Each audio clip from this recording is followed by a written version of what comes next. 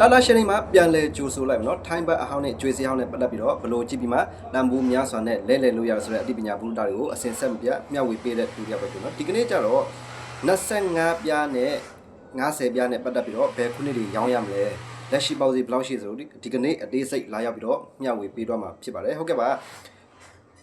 25ပြားရစ်ဟာစတောင်နဲ့ပတ်သက်ပြီးတော့ခုနှစ်2542နဲ့44ဆိုရင်လက်ရှိပေါက်စီကတစ်ခုကိုဘတ်9000ထိရောင်းနိုင်တာပဲဖြစ်ပါနော်ဟုတ်ကဲ့ပါနောက်ထပ်50ပြား50စတောင်ကျတော့လက်ရှိပေါက်စီက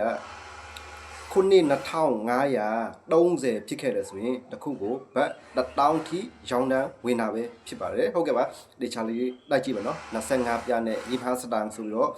တန်ဖိုးမရှိဘူးဆိုပြီးတော့မှ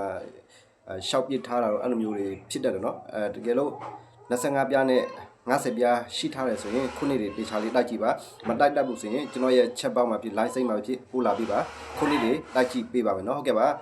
ခုနပြောလို့ပဲခုနှစ်တွေကိုက်ညီမှုရှိုံနဲ့ခုနှစ်တူုံနဲ့ဘတ်1000ထိရောင်းတန်းဝင်တာပဲဖြစ်เนาะဟုတ်ကဲ့အားလုံးကံကောင်းကြပါစေနောက်ပြီးမှပြန်လဲစုံလေးကြ